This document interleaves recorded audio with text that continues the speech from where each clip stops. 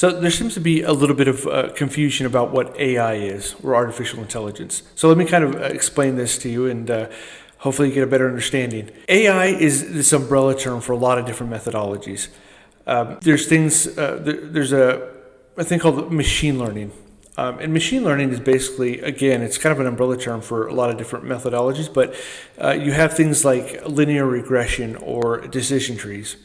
And a lot of machine learning is good for time series based predictions. So for example, if you're looking at historical data of the stock market, you might be able to use a linear regression model to predict what the stock market's going to do at any given point.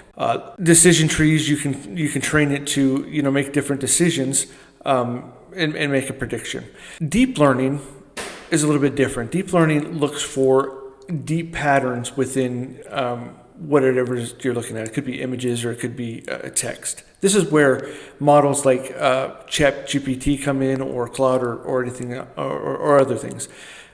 These are large language models, and what they do is they look at a huge corpora of text and train on it. So they look at the different words that are there, try and find patterns within that text. So it might look for things like it might associate, for example, Paris with France, or it might associate photosynthesis with plants, right? So it looks at all these different patterns and how these words connect with each other, and then makes a prediction of what the next word in the series is going to be. So if I were to ask a question, where should I travel to in Europe? It'll look at the connection between Europe and France and travel, and then look in all this training data that it has and say, okay, I'm going to tell you to go to Paris, France, because that's what that's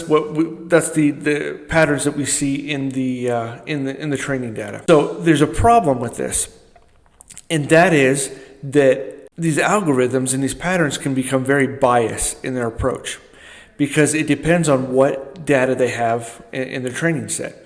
So if I have a training set, for example, and we've seen this actually in real life, if I have a training set that has a lot of racist comments in there and a lot of racist language, it's going to give me back racist language, because it becomes biased, because that's the patterns that it has to look at, and that's what it's going to spit out. Also, these large language models, they come in and they give bad information, because there's bad information on the internet, and that's where a lot of this information is coming. The internet, they're scouring the internet and grabbing this information. So you have to be real careful with these large language models, because they aren't actually giving an intelligent answer.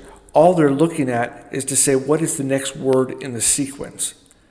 So if the question is, I want to travel to Europe, where should I go? It's going to look at that data and say, okay, well, the majority of patterns that we see are to Paris, France. So it's going to tell me, go to Paris, France. So the inherent danger here is that when we look for answers in these large language models, we have to be careful not to rely on them too much, because of the bad data that's out there. We have to do the research for ourselves. Otherwise, we run the risk of biasing ourselves because of the bias that's in these models. And that's one of my big fears for our society, as these large language models take hold and gain in popularity, that we're going to rely on them too much and not do our own research. And just as a side note, this is the research that I do. I use neural networks in my studies to look at the transformation of language from a proto-language to a modern day language, and I look at the different letters in the words, and I predict the changes that will happen. So if I have a language like Spanish that in my training data set in Italian, I can look at those and say, okay, from Italian and Spanish to Latin, there's certain changes. So the probability of a letter changing from one form to another is whatever it might be. Then I can retrace that further until I get back to a proto-language. And so those are where my studies come from. But in the sense of these large language models, and AI in general, this is how it works. You have to have a training data set in order to be able, in order for them to be able to work. And you have to have a good, broad data set. Otherwise, you're going to get a biased response. So I hope this has kind of given you an idea of what AI is and how it functions, because it's important to know that when you're looking up information on these large language models like ChatGPT or Claude or whatever. Do your own research. It can be a real help from time to time, but do your own research so you're not relying on them, because you're going to get a lot of bad information from there.